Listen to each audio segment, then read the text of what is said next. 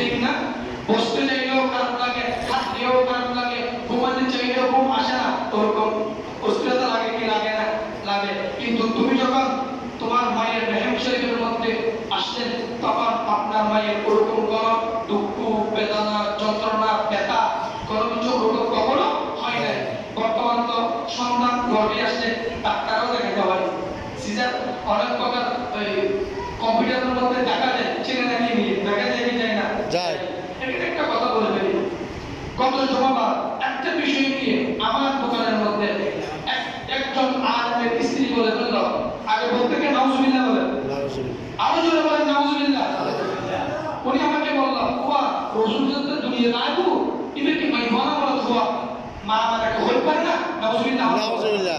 আচ্ছা বলুন তো, আপনারা এখানে আমার বাবা রয়েছেন, চাচা রয়েছেন, বিবাহিত যুবক রয়েছেন, আপনারা বুঝবেন 7 মাস 6 মাস গর্ভে যদি কোনো সন্তান থাকে, আল্লাহর মাধ্যমে ছেলে না মেয়ে বলতে পারে কি পারে না? পারে।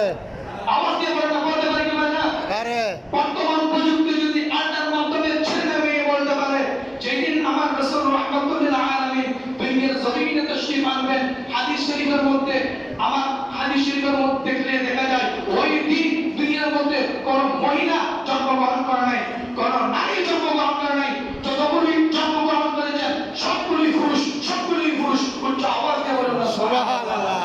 তার একবার চিন্তা করেন তাদের নামাজ কত একেবারে কত নিম্ন মানের, জ্ঞান কত নিম্ন মানের। আমার রাসূল যেদিন তাশরীফ আনবেন, গত জুমায় খতিব সাহেব আলোচনা করেছিলেন, ইসরাফিল ফেরেশতাকে বলেছিল কিয়ামত হবে না, আখেরি পয়গম্বর দুনিয়ার জমিনে তাশরীফ দিচ্ছে, ওই ইসরাফিল ফেরেশতা তুমি এখান থেকে সরে যাও, এখান থেকে সরে যাও, এখানে তোমার কোনো কি নাই, দায়িত্ব নাই। আর সেই জায়গায় আমাদের টুপিওয়ালা পাঞ্জাবিওয়ালা একটা দল বলে রাসূল যেদিন দুনিয়ায় আসবে সেদিন নাকি জানে না বিয়ে হবে নাকি ছেলে হবে। আর রাসূল আসবেন, আলো জানে, অন্ধকার জানে, গাছ জানে, নক্ষত্র জানে, সমস্ত পশু পাখি জানে, সমস্ত সৃষ্টি জানে, সমস্ত সৃষ্টিকর তারা আইল কত আলাইনা আমার রাসূলের উপর দৌড় করতেছিল খুশিতে আত্মহারে। আওয়াজ দিয়ে বলেন না সুবহানাল্লাহ। তোমরা বেঈমান, তোমরা মুমিন নয়, তোমরা মুসলমান নয়, তোমরা কিভাবে জানবে সেটা? সেটা করব যদি বলেন ঠিক কি না? ঠিক। একজন ঘুমাইয়ের সাথে কথা বলা যাবে না, বন্ধুত্ব রাখা যাবে না। আচ্ছা, সালাতু ইয়া রাসূলুল্লাহ সালাতু ইয়া হাবিবাল্লাহ আলাইকুম। তো রাসূলুল্লাহ সাল্লাল্লাহু আলাইহি সাল্লাম জিজ্ঞাসা করলেন, চাচা আপনি আর কি শুনেছেন? বলে যে তোমার মা বলেছে তোমাকে পেটে ধারণ করেছেন। হঠাৎ রাসূলুল্লাহ সাল্লাল্লাহু আলাইহি সাল্লাম যখন আমার মা মেনা গর্ভে ধারণ করলেন, তখন ওই গর্ভে আসার আগে কুয়া থেকে পানি দেন, পাতি দিয়ে গভীর নিচ থেকে পানি দেন। রাসূল সাল্লাল্লাহু আলাইহি সাল্লাম যখন আম্মা জানের রেহেম শরীফের মধ্যে আসলো, কুয়ার পানিগুলো একবারে আম্মা জানের হাতের নিকটে চলে এসেছে। সুবহানাল্লাহ।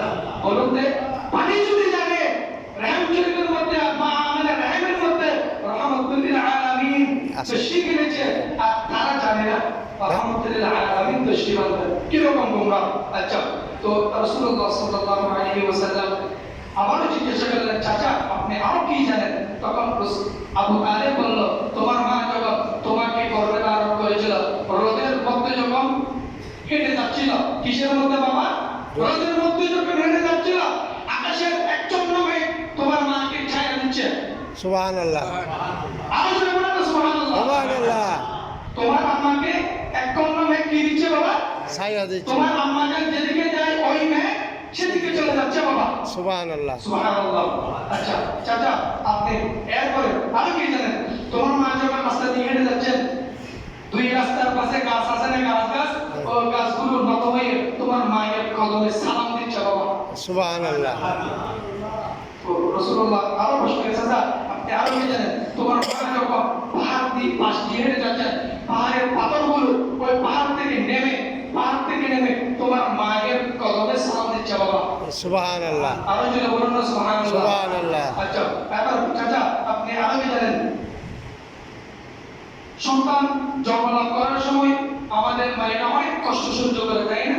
আমার অনেক যন্ত্রণা, অনেক অনেক ত্যাগের পর একটা সন্তান দুনিয়াতে ভূমিষ্ঠ হয়, তাই না?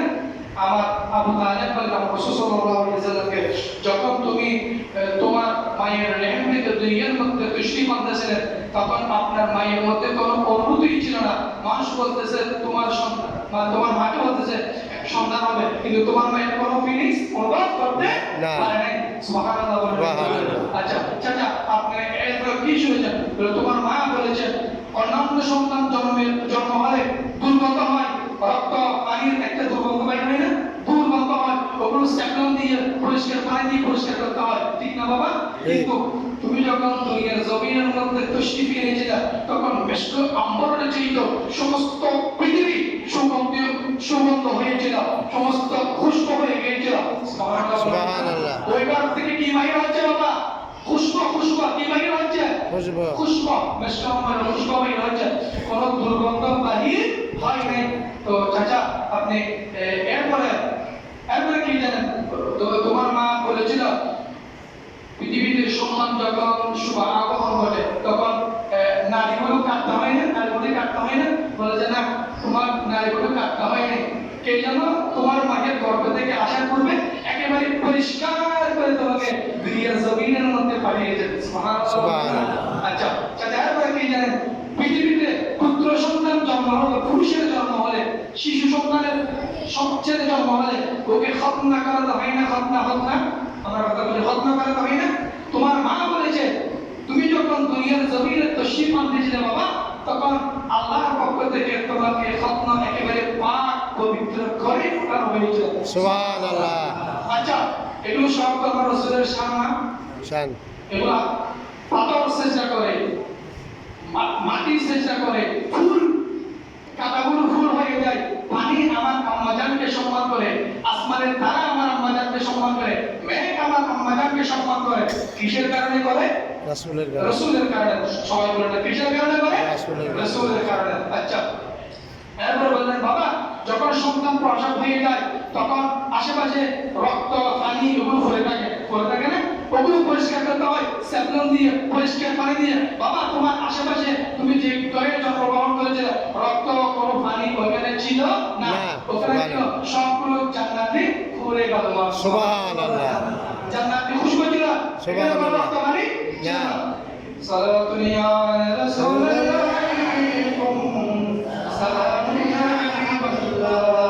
আলাইকুম। তো চাচা আপনি আরো কি জানেন? মানে আমি আশ্চর্যজনক ঘটনা দেখেছি, যখন তুমি দুনিয়ার জমিনের মধ্যে তশরিফ আনলেন, কি আনলেন? তশরিফ আনলেন, তখন আপনি তশরিফ আনার সাথে সাথে আমরা তাশাহুদ করি, এরকম বসি না, ওই বসা অবস্থায় আমার রাসূল সাল্লাল্লাহু আলাইহি ওয়াসাল্লাম সিজদায় গেলেন। তোমার আম্মাজান বলল তুমি সিজদার মধ্যে কি যেন বলেছিলে, আল্লাহর সামনে হাসরের ময়দানে একটা স্পেশাল চেয়ার রাখবেন রাসূলের জন্য। কার জন্য বাবা? রাসূলের সম্মানের জন্য। আমাদের দেশের চেয়ারের জন্য মানুষ পাগল, ক্ষমতার জন্য মানুষ পাগল না, টাকার জন্য মানুষ পাগল না। আমার রাসূলকে চেয়ারের মধ্যে বসতে বলবেন, আমার রাসূল বলবেন আমি সেখানে বসবো না, আমার উম্মত হাউজে কাউসারের মধ্যে রয়েছে, আমার উম্মত জাহান্নামের হাউজে কাউসারের মধ্যে রয়েছে, তাদেরকে পানি দিতে হবে।